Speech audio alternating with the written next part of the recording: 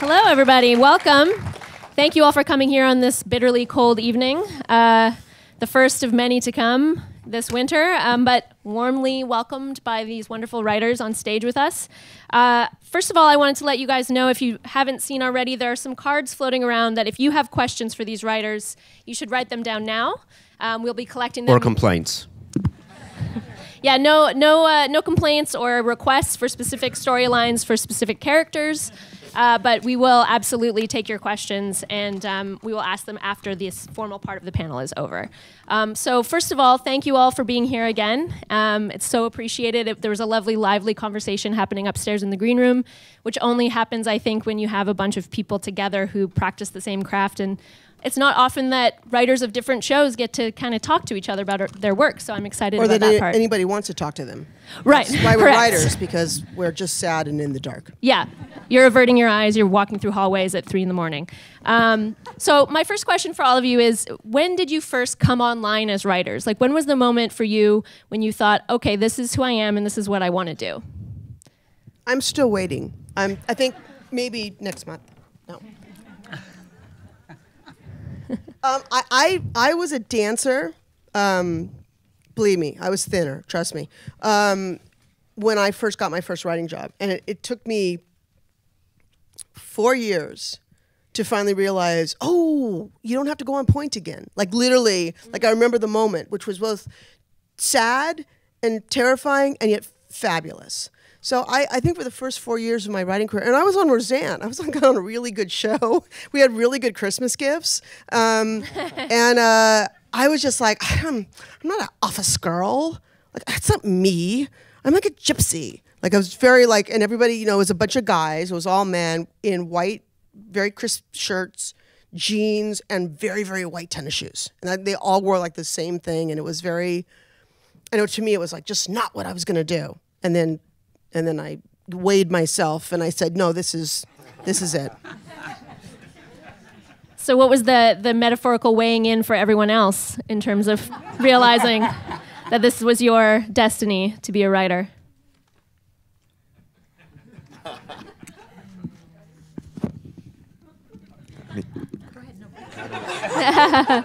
Don't be polite. Don't be polite. Well, I don't know that it's an interesting one.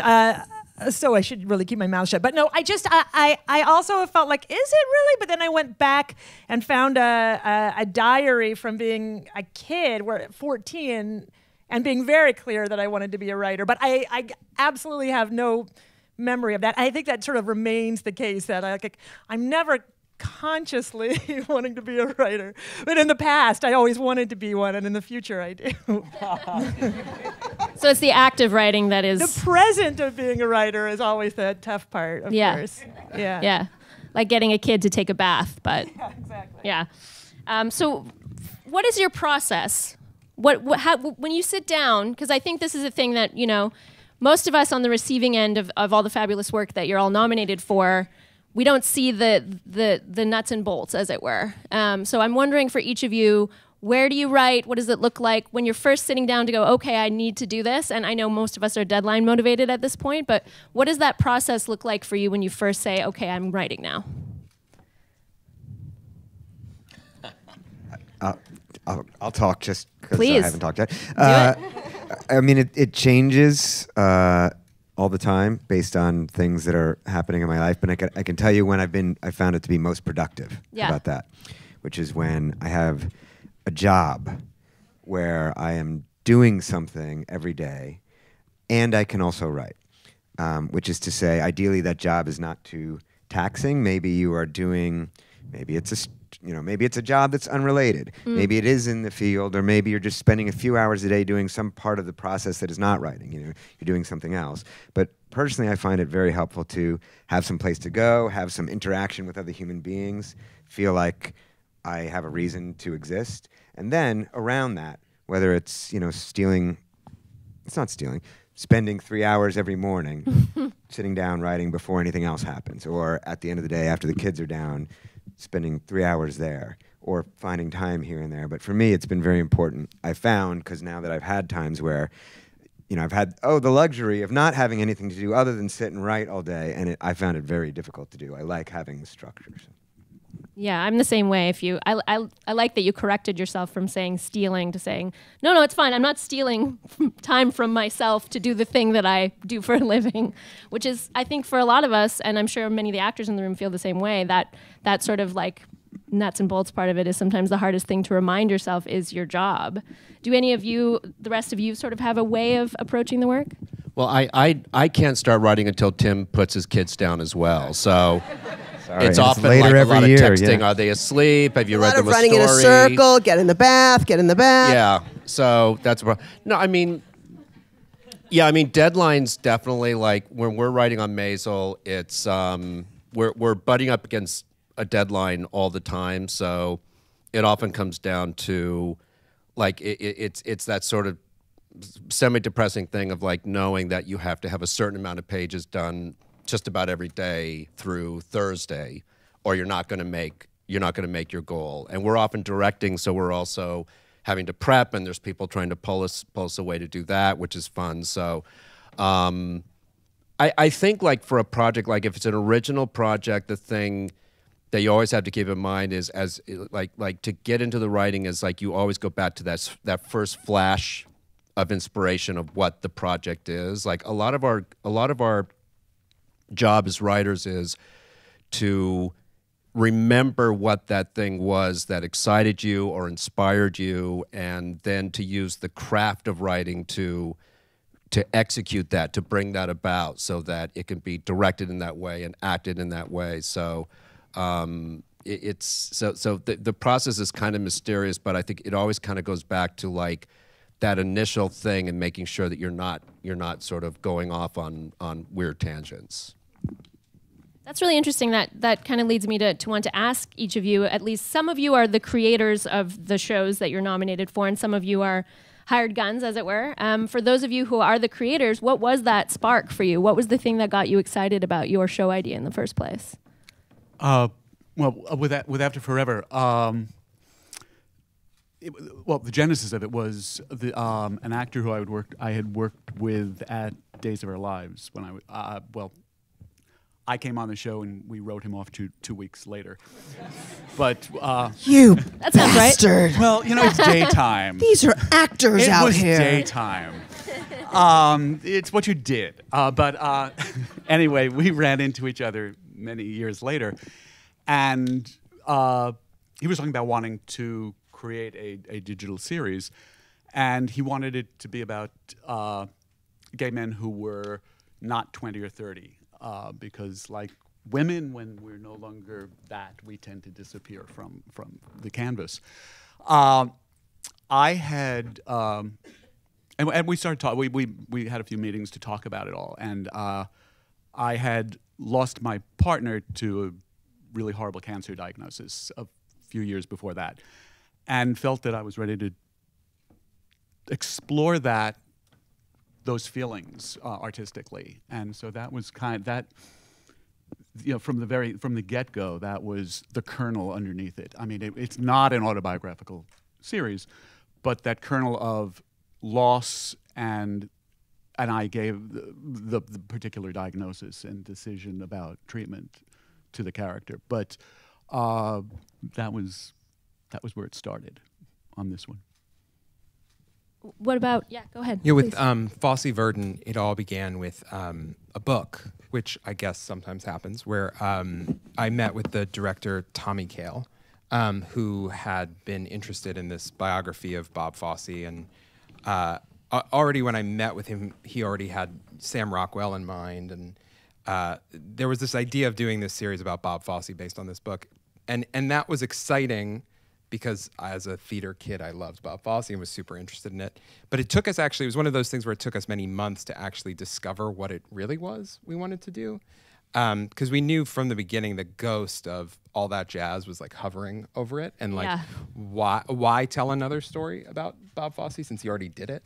And it wasn't really until we met Nicole Fosse, who is Bob and Gwen Verdon's daughter, and we started talking to her, and this fuller picture emerged of her parents and the way that the two of them made so much of that art that is credited to him together, that we realized that actually, oh, that's actually the interesting story, and a way in that felt different and unique and compelling to us. And Becky, what about with your show? Because this is such a obviously potent topic right now in the world of thinking about how we talk about women and assault and things around of that nature. So how, when you were kind of bringing that to light, what was it for you that made you think, okay, well, this is ready now, in the same way sort of that we were talking about other topics? Susanna was the one who created it. It wasn't my show. Yeah. So do you mean my relationship to it? Or sure, yeah, what that would be great. Susanna? I mean, it was funny because when I was asked about it, I thought, oh, a rape show? I mean, that was really my thought. And I just felt like I didn't want to go into that universe. And then I read the pilot, and I felt that, among other things, it was done in such a sparing way that, you know, the first thing, you know, it's about, among other things, the way the police handle, you know, two different police stories, the police who mishandle it very poorly and police who deal with it very well. And I felt that Susanna didn't villainize the men, first of all, which just made it a rich and interesting story. How did it happen? And also I felt it almost felt to me for the first time that I was even on the page watching a story where sexual assault wasn't fetishized, where it wasn't from sort of a male perspective or some fetishistic third, you know, objective perspective. It was from the victim's perspective, and it wasn't salacious. And I just felt it was a human story. It wasn't didactic, and it was and Susanna would talk about this too. It was also just an extraordinary detective story. So it didn't feel medicinal to tell the story. It was also entertaining, even though it was, and there were moments of levity, and you know, there were other elements to the story. It wasn't so unrelenting, even though we were talking about the pilot is quite, you know, it's hard to watch, and it should and is, you know, should be and is unrelenting. But, you know, I guess just partly the teller of the story. And it came also from a book, and the book gave, you know, an incredible roadmap. So that was just fortunate. That's great. For those of you in the audience who are writing your questions, this is sort of your last chance to get those questions in so we can sort them out and get them ready for our second portion of the evening. So Stephen and Allison, both FOSSE VERDON and At Home with Amy Sedaris. Wait for it. I promise there's a connection between these two shows. They're wildly different shows, of course. One's a drama, one's a comedy. One's sort of more of a light kind of character piece, and one is obviously this sort of wrenching relationship drama. But both of them play in this pool of bouncing off of real people and real personalities in a certain sense. So I'm wondering for you as writers, how did you find your way into those characters that are based on real people? You talked a little bit about this with the book and Nicole, but I wonder if you could dig in a little more on that. Both of you. Well, in my case, you know, Amy Sedaris is just such a unique, you know, incomparable person.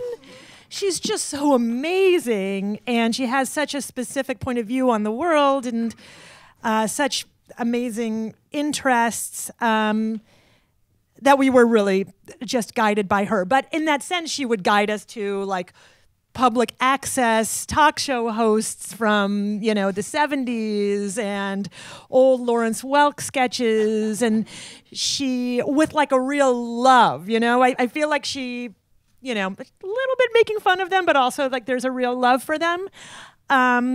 So in terms of the real people, I'm sorry, I'm not quite sure yet. Yeah, just how you're finding your way into those characters to write them. Oh, yes. Okay. Well, then I answered it. It's just, she is just like such a dynamo and such a brilliant person. It's all Amy. It's cool too. I think people in the comedy world, of which I'm a part as well, there's a lot of the best, most strongest personality comedians are the people who have this institutional knowledge of, they can pluck a Lawrence Welk sketch from way back when, they can pluck all these specific contexts to bring into the work in real time. So it doesn't surprise me to hear that she's like that. Yeah. And what about you? For me, it was, I think it's actually not that dissimilar from the process that an actor goes through in bringing to life a real person. Yes, give them something. Yes, give the actors. I know, I'm trying. In that, you know, you do a tremendous amount of research, and I feel like I stalled for a really long time in the writing of the actual writing, like script writing, like dialogue. What do they actually say? Because it's a little terrifying to take that leap. Because I think ultimately you do all of that research and you watch as much footage as you can and listen to as much as you can, and then at a certain point you have to make it your own, you know, and you realize that you're creating a fictional character. Whether or not they're based on someone real, it's ultimately going to be your character.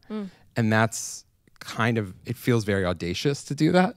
But I think you have to do that or else you're just terrified the whole time, you know, and you feel like you're transcribing. Right, yeah.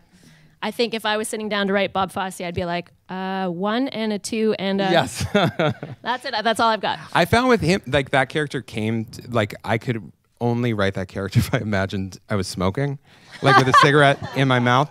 And that actually did define a lot of his speech patterns and the way, if you have a cigarette in your mouth literally all the time, you can't say that much, you know? Tell my mother that. Yes. And Michael and Becky, your shows, we've sort of touched on this already, but your shows sit with these very heavy topics. And, you know, the death of a spouse and proving the veracity of a rape claim, respectively. So what work are you doing as writers, either in the room or on your own, to kind of take care of yourselves, frankly, in those moments? Because these are such heavy topics, especially if you're sitting with them day in, day out, trying to write scripts and characters that reflect those. Do you want to go first? You know, it's in a bizarre way, the process which was intensely therapeutic, and has been and continues to be, because you get to have conversations you never had. You get to have the scene that you might have wished you had, and it gets to play out the way you want it to. So there's that. I've, you know, with whatever I write, I find it's the really digging in, and even when it's painful, that's where the art of it comes from. And the more painful that is, then probably the more real I'm getting. What actually was harder was harder in season 1. Season 2 was easier. Was watching certain scenes be played, or sitting in the edit room for hour after hour after hour watching a particular scene, and just finally saying, you know what, I'm signing off on this now. And I think that's a big part of taking care of myself is just knowing when it's time to say I don't need to be in the room right now. What about you, Becky? Well, I was thinking about a panel that I watched where Kaitlin Dever, the actress who plays the young victim, somebody asked her that question, and she said she tried very hard to remember that she was playing the character, that it didn't happen to her. And I thought that was a good answer. And I haven't been the victim of a sexual assault, so I didn't relate to it in that way. I found myself over time getting more paranoid, just sort of a greater level of awareness. And we had a detective who was a consultant on. I have a 15-year-old daughter, and I was like, so what should she be doing? You know, and checking doors in a way that I wouldn't naturally do. So I don't know how I took care of myself in that way, but I've just allowed, you know, my family has had to endure a little bit more sort of a heightened awareness. And the only other thing I would say that I've done, and again, it wasn't my personal story or my personal trajectory, is that I've tried to get a little bit involved politically, that feeling of sort of outrage and anxiety, just channel it into various... You know, there's a child victims. There are various things that it feels better to sort of address them in that way. Right. Yeah. Because it wasn't my personal struggle. Being active as opposed to reactive. Right. Yeah. Right. Yeah. Right. That there is something to do that sort of. Yeah. Yeah. And Allison and Tim. So Allison, you're a double nominee here. So congratulations. For Russian Doll and Living with Yourself, both of these are essentially shows about getting a do-over or several do-overs, as it were.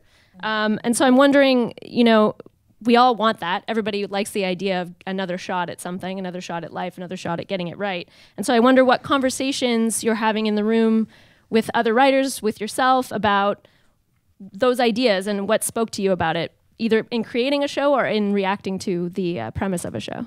Well, the first thing I should say is I just realized what you meant by writing for a real person with Amy Sedaris. I kept thinking, I'm not quite understanding this. She is a real person, I guess. Yeah. But she wears her realness very lightly. Right, So it never seemed like there was never a point where it felt like, oh, Amy wouldn't do this. Right. It's very different from Stephen's Tasker. It's just an odd, different take on it. In terms of, in our room, we called it looping for Natasha's character, Nadia.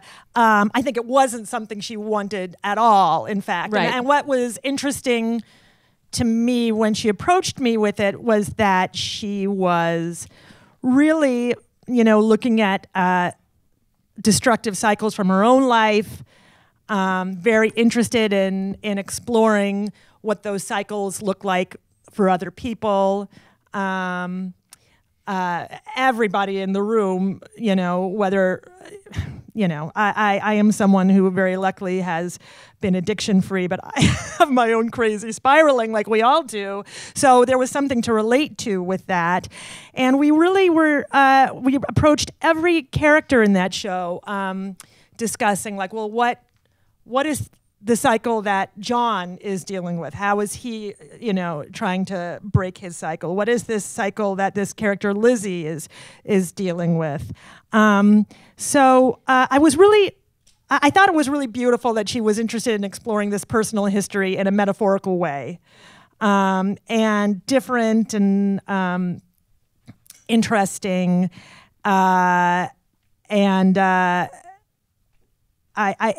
interestingly, we always thought, oh, we're going to come to the point in the show where she's so excited that she can really do anything because she keeps looping back. And we never got to that because it just didn't feel true to her, who was someone who kind of literally experienced, well, not literally, but close to it, like not being able to leave a party. Yeah. Yeah. That's a good way of putting it. Yeah. What about you, Tim? What kind of conversations are you having with yourself about living with yourself? I mean, so the show is about, the worse and better versions of yourself, and how do you struggle to be the better versions of yourself, and why do you fail to do that? And, I think I explored a lot in that, and I took a lot from my life. And in terms of like bringing it back to my personal life, I've learned absolutely nothing.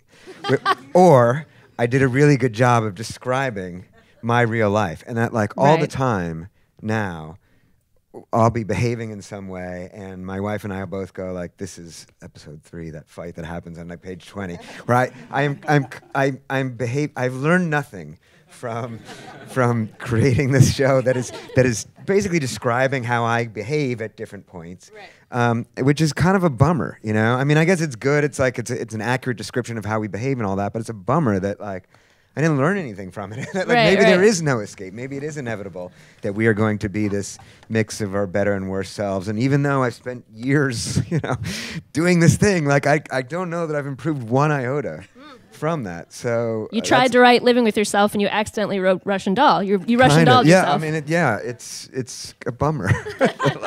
I don't know that anything's changed at all. But if you did learn something, you wouldn't be funny anymore. Yeah, that's not comedy. That's drama. You gotta stay fucked up, dude. Yeah. If you want to earn a paycheck. That won't be a problem. Okay. Yeah. Well, and that's a perfect segue to Amy and Dan. So obviously, the Marvelous Mrs. Maisel is this phenomenon, and it has this propulsive rhythm. In a similar way, actually, FOSSE Verdon has this propulsive rhythm, which is written into dancers. And we have a dancer. Now we know that too. Dance for us, Amy. Sure, X. XXX. Triple X dancer, I think is what you just said. So your show follows the rhythms of stand-up comedy and chasing fame and sort of what that feels like. So how did you find the written rhythm of the show for yourselves? Because, you know, by now we all know how much dialogue is present in your shows, which is lovely and wonderful and so fast and fun and propulsive. But how did you find that with this particular show? How did you find the rhythms of it? Well, my father was a comic, so I grew up with basically Broadway Danny Rose in my backyard. You know, you'd come home and the house would smell funny and the cigarettes were weird and it would be a bunch of comics sitting around literally making each other laugh. You know, when I was a kid, I had the 2,000-Year-Old Man albums on a loop. Like, so the rhythms actually were very ingrained in me. And then when we did Gilmore was also an incredibly rhythmic show with goys, but it was actually the most Jewish goyish show in the entire world, with two nice Irish girls walking around. But so I think that you know, we're both musical, and I do think that my dancing is absolutely the way, less the way I write, but more the way I direct, is absolutely, without dancing, I wouldn't have that feeling in the way that I do. Right. And the other, you know, thank God for Mel Brooks, because it really, that's what I grew up hearing. To me, that was comedy. Yeah. You know, that Borscht Belt, very New York, very Jewish sort of rhythm and cadence that's what I thought was funny. Mm-hmm. And Midge Maisel as a character was designed to, she finds the world exciting. And we sort of tapped into which I don't. Yes. At all. What would Amy not do? No, I mean, so she was supposed to find the world very exciting, and her world was expanding rapidly out from the circumstances of the pilot. So, and obviously it was New York based. So we wanted this to be, we wanted the audience to feel sort of the excitement that Midge Maisel is feeling, being in New York, having now new experiences, going out with men, getting into the club scene, just having a more exciting life. So that kind of, there's also a lot of music in the show, a lot more music than we ever used in any other project. And the music is often sort of propelling the characters as well. So it was by design a show that was that was supposed to reflect a lot of joy for the world, for the audience and from the characters. So obviously we all are aware in this room, many of us, possibly more than others, that there is a diversity problem in Hollywood. If you look down the line of the people that are on the stage right now, that might be a little bit evident as well. There are some wonderful nominees of color for the Writers Guild Awards this year. We invited all of them. Bad news is none of them could come because they're all working. Good news is none of them could come because they're all working, which is great. But we, you know, I'm part of the Diversity and Inclusion Committee on the Guild, and we had this wonderful organization come by last year called Color of Change, who talks about, you know, inclusion and diversity. And they found through a number of studies that 86% of writers' rooms are white and 91% of showrunners are white. And I wondered, from all of you here, some of you have the power to hire, and that's obviously a big part of what we're talking about here, but I wonder if you could each sort of speak to, or some of you speak to, your feelings about how we could institutionally make some change happen, because this is obviously a tipping point and we need to get there. So if anyone would like to speak to that. Well, you know, it's tricky because part of the problem, I mean, when I started writing 4,000 years ago and the earth was still flat, being a chick anywhere near a writer's room was ridiculous. Like, and you were given a nickname immediately. My partner and I were called the Go-Go's, and it was just a process of like, okay, so I'll just keep my head down, keep working, and eventually one day I can tell all these guys go fuck themselves. But the bigger problem is because the resources weren't open to people. They weren't open to girls. So it was like, okay, the only reason I got into Roseanne is because it was Roseanne. Right. So you had Roseanne, you had Jackie, and you had two teenage girls. Well, these guys didn't know what the fuck a teenage girl did or thought or hoped, or, you know, so they felt like they had to bring two young writers in to tell them what a period was, you know, or, you know, that where babies come from. They were not very bright. Sheltered. And because of that, people don't get trained.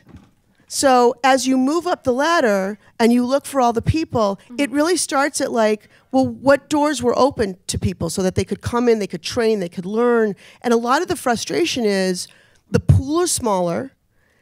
Now suddenly the pool is starting to get bigger, which is going to be great actually for like the next generation of showrunners, because they're going to have a much larger pool to choose from and to go to. It's only since the Me Too, everyone wear black to the Golden Globes, changed the world, whatever. That suddenly like there's this definite interest in women directors, and then it became like, okay, they don't have to be good directors. They don't even have to be out of school yet. Have they looked at a film? Do they have a camera? Have they walked by a camera? I mean, it became like a crazy feeding frenzy. And for a while, every female director I tried to go after was working, which was great. But it sounds great, but it's not great because there's only like this many of them. So they should all be working. It's the feeding frenzy that sort of put them in that position.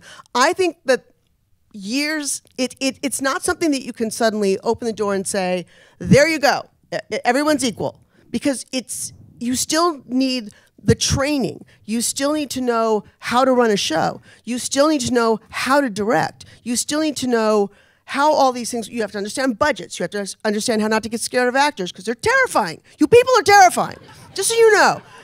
And all of that comes with experience. And when you deny people the experience and you deny them a foot in the door so they don't get to train, then when you're suddenly looking for that person, they don't exist. So I personally am feeling like, well, I know the Oscars are pissed off and everyone's pissed off. Fuck the Oscars. Who gives a shit about that? I mean, the real thing is looking at, the list of first films and the women that are in those first films, and the fact that people are breaking out, in different ways now that they would never have been allowed to break out before. Is it equal? No. Are we there? Fuck no. And we're not going to be there for a very long time. It's a process. It was a long time of white dudes, and by the way, we love you. We love white dudes. We do. Having the track. They had everything. It was since I Love Lucy. You had one chick writer who wrote with a guy, and then everybody was white, and that's the way it was for forever. So to change that, it's going to take time. It feels like, and I'm not an optimistic person. I think people are born evil and you beat goodness into them. I'm kind of the other way, but it feels a little like, especially when it comes to diversity, that the doors are creaking open simply because people don't want to look bad. I mean, it's not even like a great reason. It's not even like we want to nurture new voices and have new stories. It's like we're going to look like schmucks if we don't suddenly have some people, we can't show up without a woman. Find a woman, any woman, just have them show up with us, because otherwise we're going to look like a bunch of assholes. And if that's the way it's got to go, that's the way it's got to go. I don't think anybody's going to do anything out of the goodness of their hearts ever. But to that point, though, I think that that when you start looking for and start working with different voices, and it's not just along racial line, it can be anything, it can be age, can be anything. You start to get a much richer product. You get more perspectives on something. Like if you have 6 people who are all the same, roughly, you might come up with the same jokes, you might come up with the same storylines, but if you have 6 different perspectives, you are probably going to have a lot of different angles on a given story, even if like what you're doing might be a story set on the Upper West Side, whatever. I still think that even so, having different perspectives on it can really make a better material. So I think even being selfish, it can still have some value having different voices. I agree that the people have to be there. I mean, the main thing is that people have to be let in the door. If you don't let them in the door, we can't hire them. And it really starts at that level. And the shame of what's happening now is, when I came up, again, Earth flat, dinosaurs, there were spec scripts, there were staff writers, there were ways to break in that TV has evolved into smaller rooms, into more. I mean, we write every script. You know, we're horrible, we're awful, but that's because we have a curated show. And then you look around and more shows are doing that. And like, there used to be like a fine if you didn't hire, what was it, 2 outside writers to write spec scripts when I was in sitcom. Write freelance scripts. Write freelance scripts, and that's gone. So I think a lot of the ways for young people to get in, even to get noticed, to get seen, it's been cut off a little bit because of the landscape of what TV has turned into, just financially, and now with streaming networks, and everybody's got to turn out 6 episodes by Thursday. It's just, to me, I think we really got to focus on opening those doors. You know, we had this adorable girl who worked on she was one of our writers' assistants, and we have been like desperately trying to get her a job because there's nowhere for her to write in our room.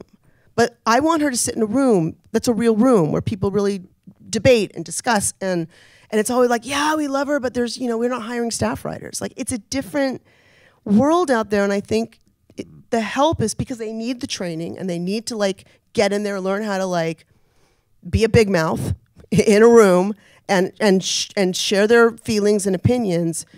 I feel like I hope that is at least cracking open a little bit, so the door is opening. I think it is. I'm so sorry, but I wanted to jump in because the Russian Doll season 2 room, we have, how many people do we have? We have me, obviously. I am white, and Natasha, and a brilliant Regina Corrado, who is white. We've got Zakiya Alexander, who's African-American. We've got Allison McDonald, who's African-American. We have Shirako Dunlap, who's mixed race, and we have Alice Jew, who's Asian. All women, very, very diverse, and it's going great. That's great. And I'm a writer's room of 1. I write my show. But that said, we have, for two seasons, exclusively women directors. We have an Asian woman DP, both seasons. And they are out there. I mean, we're also in the digital world, which I think is one of the places where, because you can create a series in digital on a shoestring. Yeah. You can do it not on a shoestring too, but you can do it on a shoestring. And that, I think, is where, it's becoming that training ground. That's great. And I look at the stories that are being told, when we're, not at the Emmys, not at WGA necessarily, but at some of the smaller award things for specifically streaming stuff and digital stuff and short form stuff. And you see the diversity of stories that are being told by incredibly diverse groups of writers and directors. That's where I come from, the optimistic place. Yeah, you're adorable. It's where Very hey, cute. yeah, but my partner died, so come on.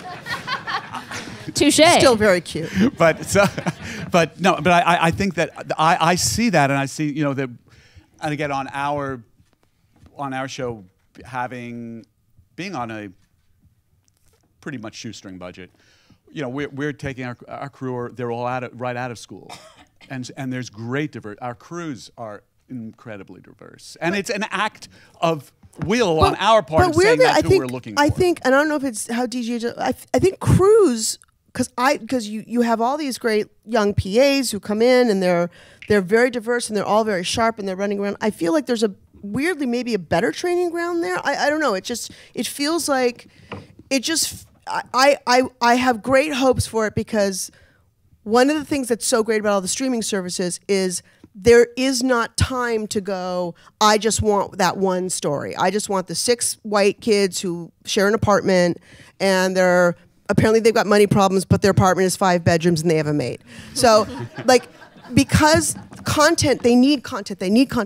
It is actually blown open the idea of what a story is, what an audience will watch, because it's a matter of like, we just need content. Right. You know, again, I don't think it's from an altruistic place, but I think it's just from a need place of like, we need content. We have got to go. And I think that's amazing too, because then you have people breaking through with their own stories and their own attitudes, and they're like, well, great, there's going to be an audience for that out there, because nobody is doing that. So I think that the time may be good, the structure of TV sort of shifting. Sorry that network television is dying, but and it just feels like maybe all that is opening the floodgates. I'm just a very pessimistic person, so I kind of go, nah, I'll be dead before I see that. But I hope that is really happening. Becky, go ahead. I want to speak to that too. My first job was as the low-level woman on Cosby. The second Cosby, that was like Felicia Rashad was still his wife, but right. no one ever saw it. And that was a very different time. I was one of, I think maybe there was one other woman. And the last 2 shows I've been on have been female showrunners. One of them was all women, almost all women. And this last one, I'm one of 2 white people. But to your first, so I do feel like you can feel that there have been, at least if you've been around for a long time, a lot of changes. But I will say that your original question, what can be done in terms of diversity, I think about this because I feel like the diversity programs that I'm aware of seem to fall short. And because television is clubby, you know, and the networks are sort of generated even before people come to Hollywood. It's like there's a Harvard mafia and there's a this mafia and there's that mafia. And I feel like one of my, I thought sometimes, I wonder if there's a way to recruit at the college level, you know, that for the DGA to partner to make, to sort of let bright college students understand that it's a career path that can be lucrative and rewarding so that your pool is bigger going in. And I don't know, that's my... I just keep thinking about that because it's partly that there's a scramble, but it's because writers of color haven't been nurtured from a young age. So obviously high school and below that, but you could do it at the college level it feels to me pretty easily. There, you know, to generate those networks. I just want to mention something that happened because Becky reminded me of it. There used to be something back when I worked in late night TV, also Earth Flat time. There was something called Rock Turns that Chris Rock had. So yeah, you were on Daily Show. It was there. Yeah. So he, and I don't know, you know, specifically how people were selected, but he was partnering with Comedy Central, I believe, and we would have, you know, diverse writers come into the writer's room for like 2 weeks at the Daily Show, say, and then they would move to another show and another show, and I don't know what became of that, but it always seemed like it was a really great program. I wonder if something like that can, you know, we can look into something like that again. Yeah, it was. I mean, I also think that over time, as the shows matured and that they started to become more aware of that, the hiring practices tried to change. But I mean, I actually think you're dead right that like starting right at the college level and talking to, I don't know the best form of it, recruiting, but explaining to people who might feel like they don't have a way in that there is actually advantages to the fact that you are diverse or not the kinds of voices that you're seeing all the time, that can be a strength. People may want to hear from you more, and even if they don't, maybe there is a value that you may not be aware that you have. I do think that whether it's programs or whether it's just that awareness, that would be very helpful. Yeah. Yeah, I think if there are ideas like that, I think that creators like yourselves, high-level writers like yourselves, I mean, that's where my personal feeling of where the union comes in, where the various unions come in. You know, I'm a Writers Guild member, council member, I'm a DGA member as well, and I think, you know, we love to hear stuff like that from our members. And the Writers Guild has a foundation that does specific outreach to underserved communities, helps people find their voice as writers. But I think, you know, if these are things you guys are thinking about, being in communication with your guild is a good place to go too. Because that is sort of the link between you and the rest of the membership. And you know, I think there's a lot of people like myself who are maybe coming up through, or even lower level than myself. Like I've worked on a few shows, I have features, but I have features actors if you want to come talk to me after. But only if you're good, please. And I think that's something that sometimes gets lost in translation. Once you're out there in the world, you don't necessarily reach back to the guilds or to the unions. Support your union is the point of what I'm saying. So we're at the SAG Theater. Obviously, there are actors in this room, and I'm wondering, actors. Do you have any advice that you would give to actors who are handling a piece of your writing? Like, what do you want them to think about when they have a script in their hand that you have written? I want them to say the words that are on the page. Ooh, controversial. I long for that. I know you have a position. Yeah, our scripts are all verbatim, and we try. No,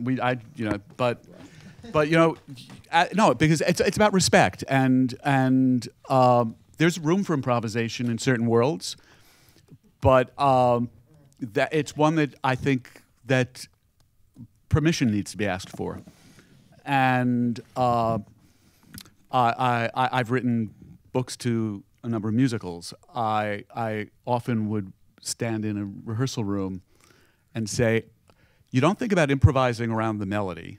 You don't think about improvising a lyric. Yeah. Why do you feel it's okay? Can I add an F sharp to this? Yeah. No. It doesn't happen. But changing my line, doing a version of the line I wrote, and so that's a big thing. Also, it's about, and the other one being, and I love actors. I mean, I really love actors. You better. What? Yeah. Hello. Well, yeah. I can't even see if there are guns. They'll lock the doors. But a bunch of knuckles are crackling. What we do can't happen without actors. Right. It only comes to life with actors. But the biggest thing a big thing for me is who walks in that room who walks through that door, and because I'm deciding whether I want to work with somebody before they ever read the first line of a scene where I see that. I mean, I may or may not actually cast that person, but there's that. But leave the crazy home. Yeah. And no props. I'm sorry. I gotta say. And costumes. The props and the costumes. I love you guys for doing that, but I know. I took acting classes before I knew that I could make a career and have a sandwich at the same time. But and they would always say, it's your and rightfully so.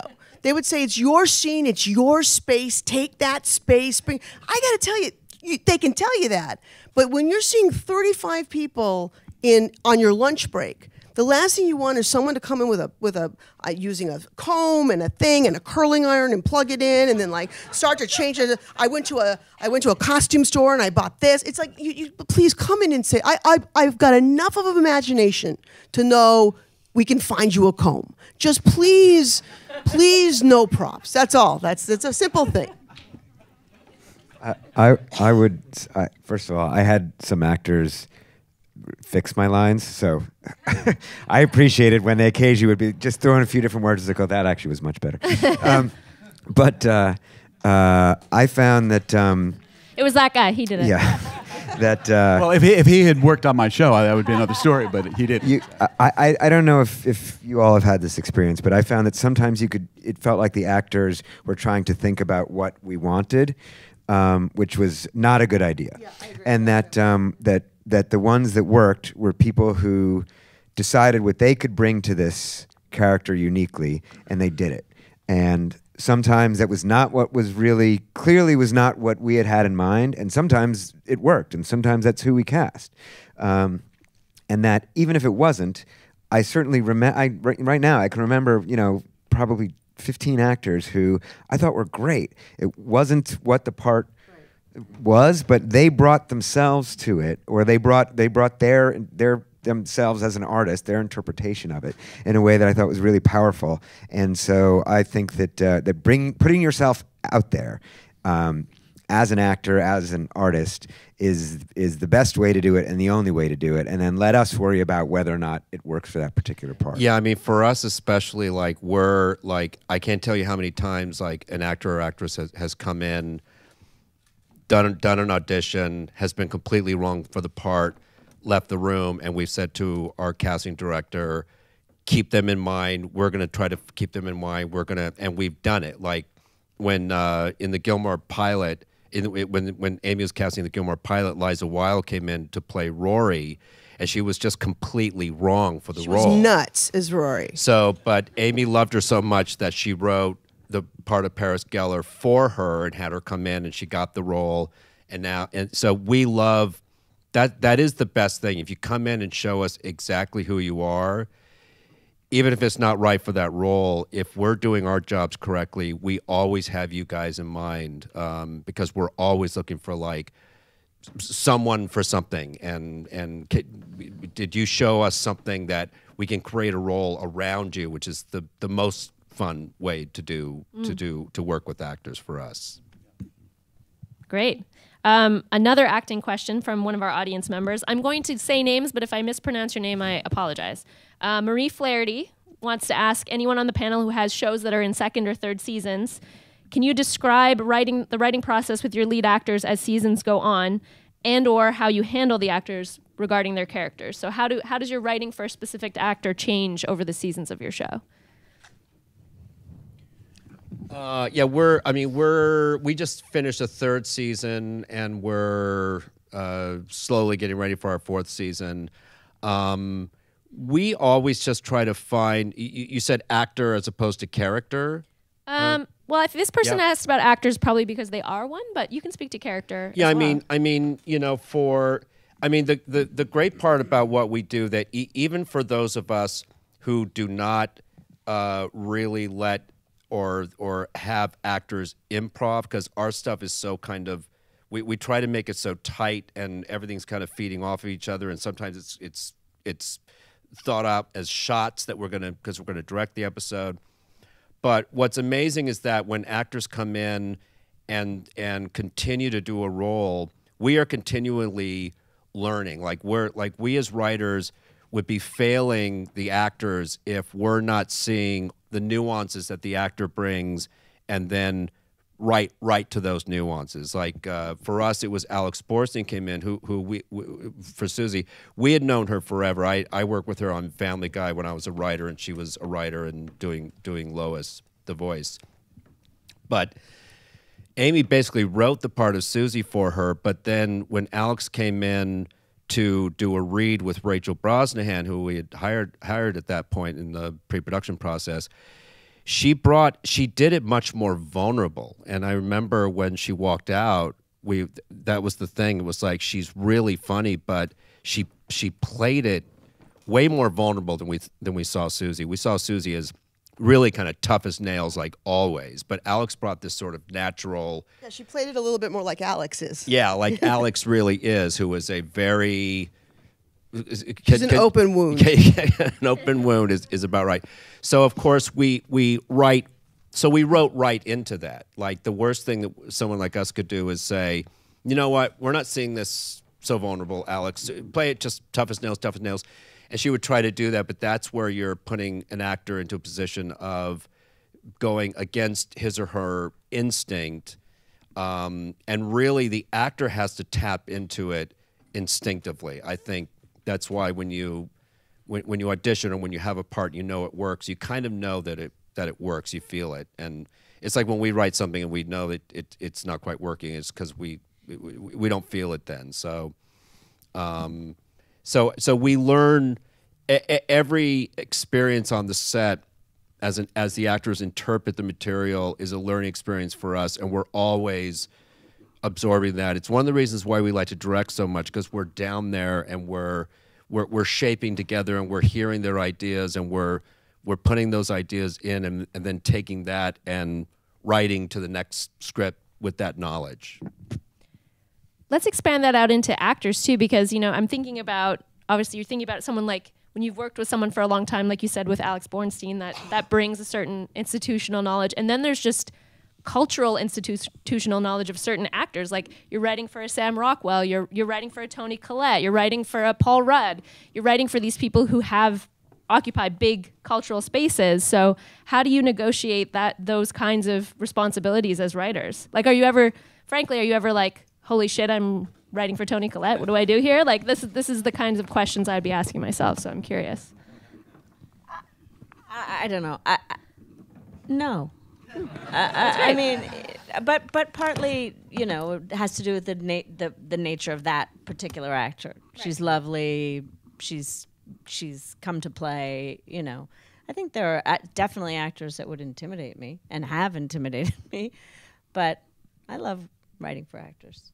You know, there was an interview Al Pacino did recently, and Al Pacino, a lot of his films, I don't know how he can chew that much scenery. I just don't. How is it possible that you could literally eat the entire budget worth of scenery? And then he does these things that are so brilliant. And he was talking in this interview about that him and Scorsese have never worked together, which is amazing, but that he immediately learned when Scorsese was happy, when he wasn't happy, when he had something to say. Like, he was saying the best thing in the world is to have somebody giving you feedback, telling you, like, did you like that? Did you not like that? Try it. I can always cut it, you know, whatever. And this is Al Pacino. I mean, he's one of our greatest actors probably ever, and that's going to grace the world. And he's saying, don't treat me like a precious piece of glass. Treat me like an actor.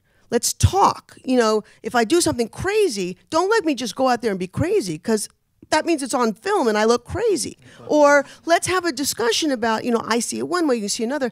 And I think that you have to keep that in mind no matter who you're working with, that it's a collaborative thing. You write something, it's paper. You know, an actor comes in, it breathes life into it, and then a director has to corral all the elements visually and performance-wise to make sure that it's coming out the way it was intended. So it's not like you can, you know, people go, oh, the script's great. It doesn't matter. If you don't have a great actor doing the script, doesn't matter.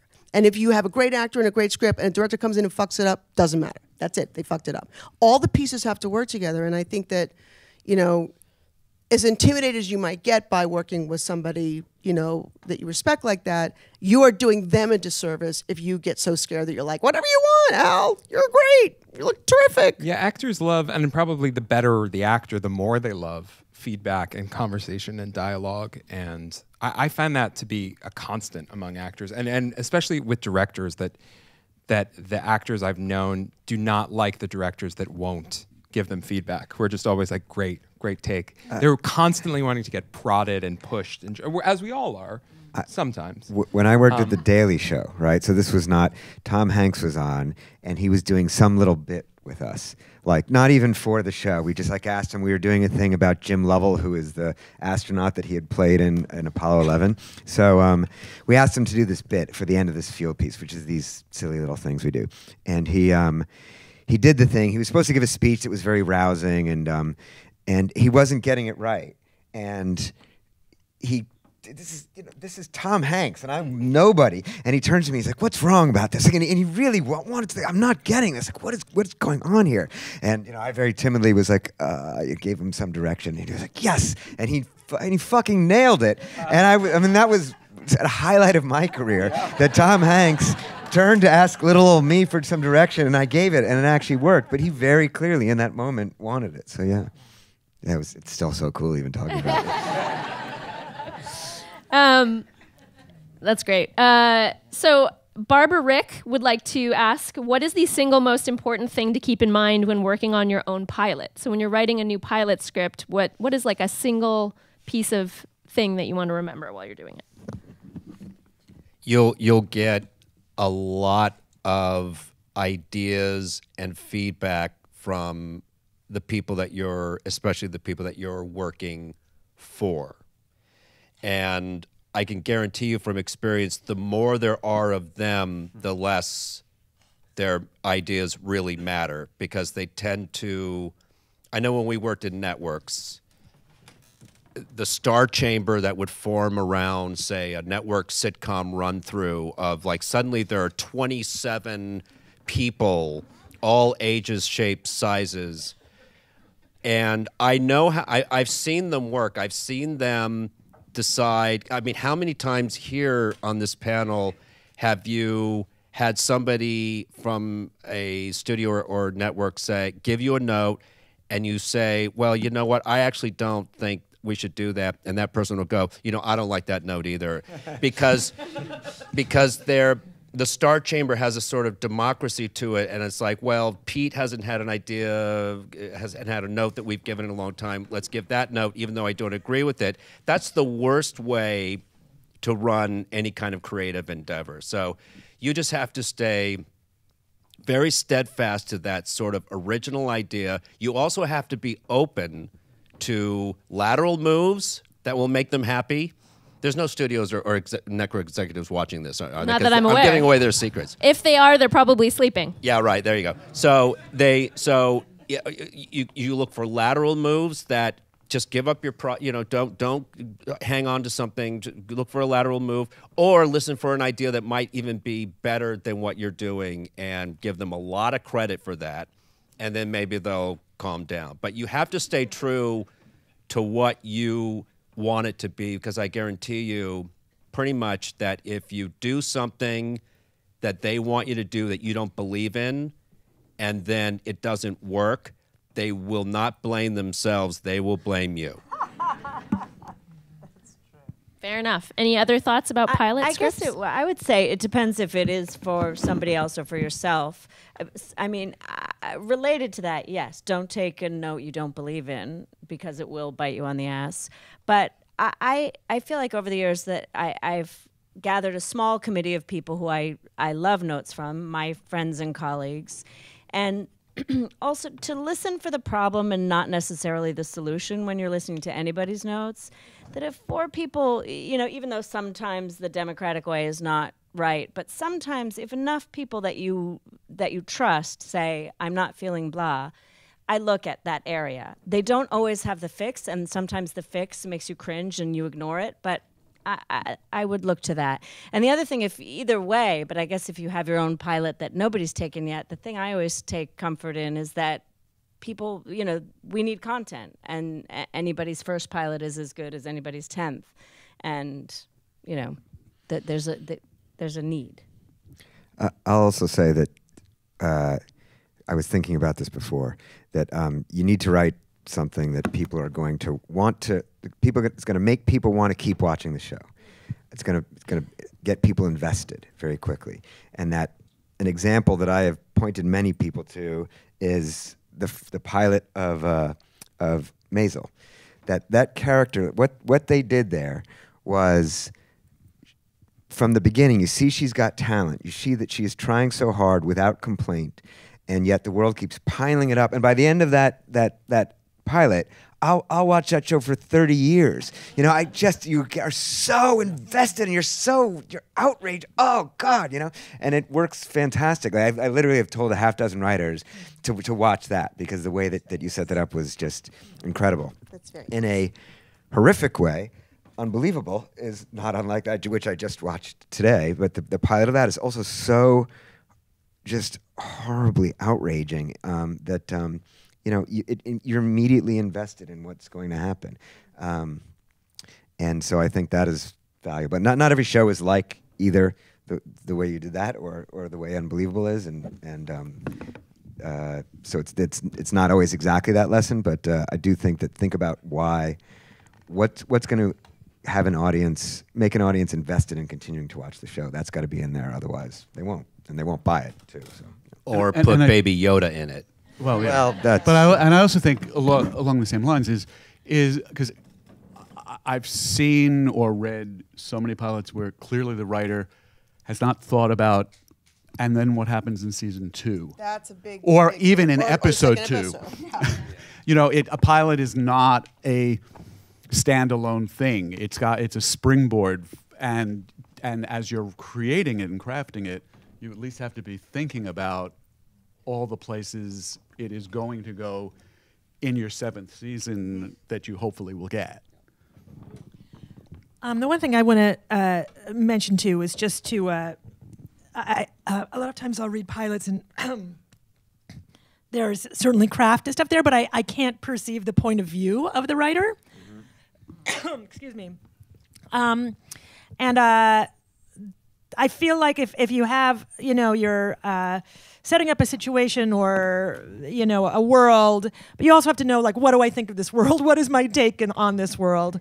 Very, very important. And very, it's just glaring when you don't see it. Oh, I just thought of one more thing, too. The first pilot I wrote, I was supervised by friends, but who are more experienced producers. And I remember saying all the time, oh, no, that's going to be in the next one. And one of my friends was like, there may not be a next one. Like, don't hold back your good stuff. Just bring it all. Yeah. So for those of you who are creators as well, how have you seen, this is sort of a modification of an audience question from Madeline. Thank you, Madeline. As you're writing your series, as you're conceiving of your initial idea, do you have a home in mind? Are you thinking about a particular place? You want it to live on Netflix, you want it to live on Amazon, you want it to live in a particular place, and that those are now mostly streaming. Has that changed how you approach your writing at all? Well, when I pitch MAISEL, I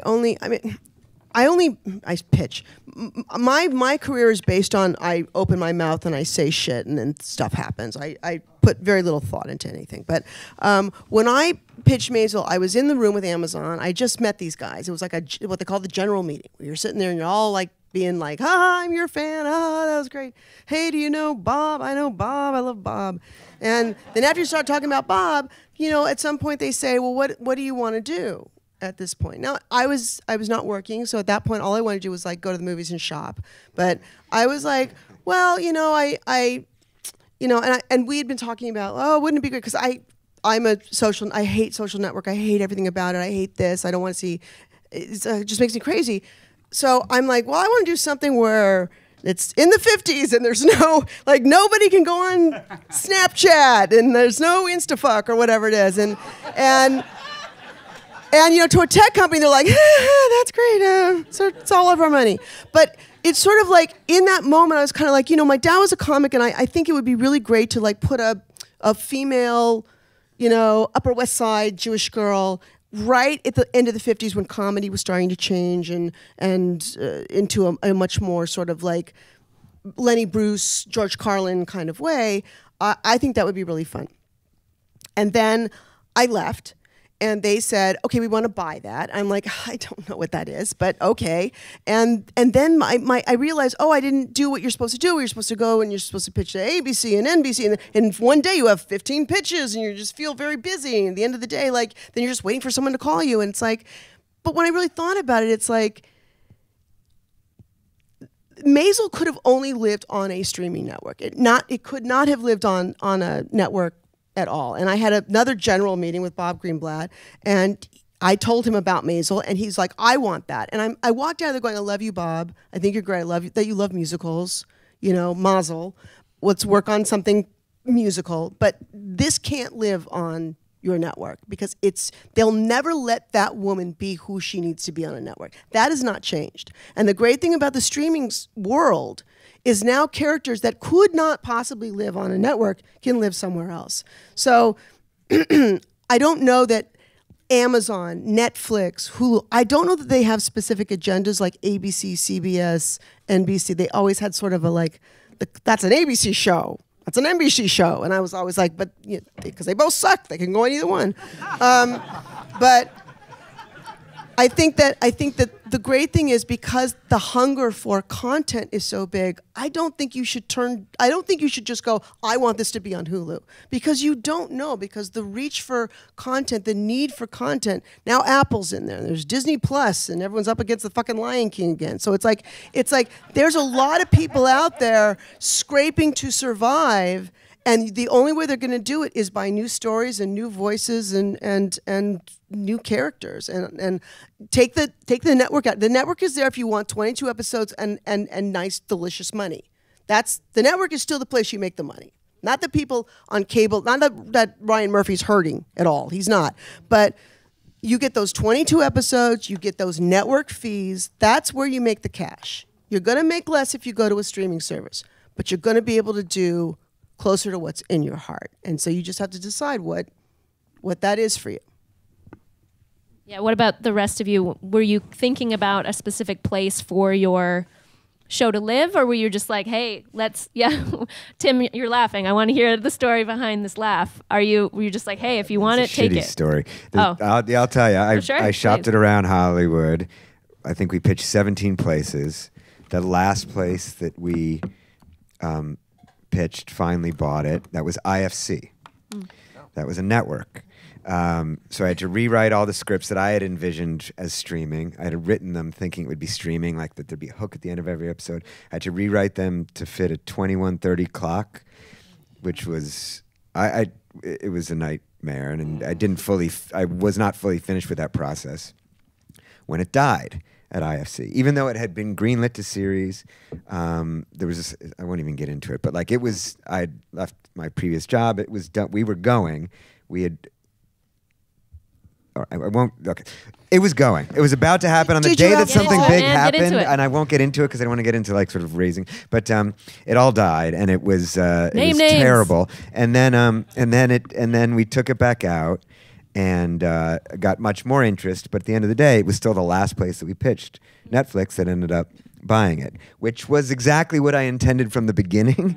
But you know, you have no control over the process. I mean, you're lucky that you said an idea that came to you where you're in an Amazon office and that turned into this incredible show. It's utterly stupid and ridiculous. So if you add it all up, I probably pitched it to 25 outlets, even though there's only 15 outlets, just because I had to do it all over again, you know? It's a different exec when you go back next, 2 weeks later. Yeah.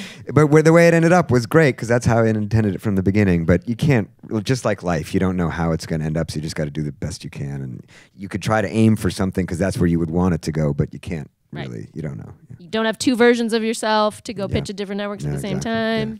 Season 2, there, you got it. I would like my percentage, please. This question is for Becky. So Penny Jackson would like to know, she says, there was a huge diversity in types, ages, race, weight, etc. of the victims in the show. Is this based on the facts of the case or a decision from the writers or something else, if you're aware? I don't. I think partially based on the facts of the case. I think the attacker didn't have a type. I think sometimes a rapist will, so he didn't. But I think there was a real effort from Susanna and from the directors to. I think that was even sort of heightened in the casting and the conception of who those victims were. They didn't. That was not a replica of the real sort of racial or socioeconomic. The victims in real life were different from the way we portrayed them, but it was intentional, partly because just to tell the story that there of how many different types of victims there are and can be, and yeah. So for all of you, are there themes? I mean, I think in some cases we can see them if we look at your career, your history, whether we're talking about several shows or we're talking about theater and then television shows. Are there themes that you keep coming back to? Are there things that you keep thinking about and wrestling with again and again in your work as writers? I always feel like that's a dangerous thing for me to think about. I don't know if anyone else here feels like I always kind of stop myself from thinking that, because I feel like as a writer, or an artist of any kind, your job is to really just kind of create what is pushing to be created, and then you kind of look back and you can find the clues and the traces. But I fear that I would be just paralyzed if I thought I write this kind of thing. I think that can be so straitjacketing. Yeah. Mm-hmm. I completely agree. And it's always sort of unnerving to me when other people will come up to me and say, "Oh, there's this wonderful through line in your work over these decades," and it's like, okay, but fine, but I didn't intend that, and I don't really want to know about it, actually. Yeah. Is the fear a paralysis? Do you think if you're examining the same things over and over again, that means you're not evolving as a writer? It's almost like, it's weird. It feels like it's not my business, or something. Interesting. Tell me more about that. It just doesn't... I decided a long time ago never to read reviews for sort of a similar reason, that there's something about looking at yourself from a third person perspective that I think limits you, or it makes you think, oh, good or bad. You're suddenly like, oh, that's me. That's what I do. And then you lose whatever kind of spontaneity. I just find it kind of, incapacitating to be like, oh, I write that kind of thing. So what's my next thing going to be? Well, it's going to be about that thing because they said that it was, so I'm going to write and then suddenly I think you're just cutting yourself off from the source or something. It also I agree with you, because like any art form, it has to be like you get an idea. Who knows where you get that idea from? Who knows where you are that you got the idea, or what state of mind you were? But if it's something that grabs you, you have to go with it, and to break it down so much and analyze like. So these are clearly the things that I'm good at. It's when I did Gilmore Girls for like the next 5 years, anything that had the word girls in it, they sent to me. Like it was like, I can write boys too, or a nice talking dog movie. I could do that also. Like it doesn't have to have a chick in it. So it's like, I think it's you just have to be really excited about the project, and it has to be something you have to do. Yeah, I mean, I always go back to junior high school with this sort of thing, where I remember raising my hand one day and this intense discussion like you can only have in 7th or 8th grade about the symbolism in whatever book we were reading that week. And I said, well, maybe the author didn't mean that. Maybe we just are finding that. And, and the teacher was not at all pleased. But I think it's true, and I think when you think about, as a writer, if I stop to think about, oh, I'm going to layer in this symbolism, or I'm going to do this because this is that's the kind of writer I am, it would be paralyzing, and it would stop me from being creative. I think that's the thing. I think that a lot of writers certainly struggle with sort of imposing. They're trying to escape their intellectualism, or they're trying to escape their brain to an extent. Yeah. Like we all are in a variety of ways, I think, probably, and so. Yeah, if there's a way to sort of grow something that feels slightly more mystical, or not, not able to be clamped down, you have to protect it. Yeah. So I wonder, for you now, you're here because of projects that you brought to life through your writing. You're nominated for Writers Guild Awards. So I'm wondering, and maybe based on everything everyone just said about holding their ideas like precious gems, which I completely understand as a fellow traveler. But what is the thing that you want to make? Or you don't have to say necessarily what it is, but what is preventing you from making the thing you want to make? What's the thing that's like living in you that you want to make that's not there yet, and why? Time can get in the way. Yep. Just like having the time, and also if you're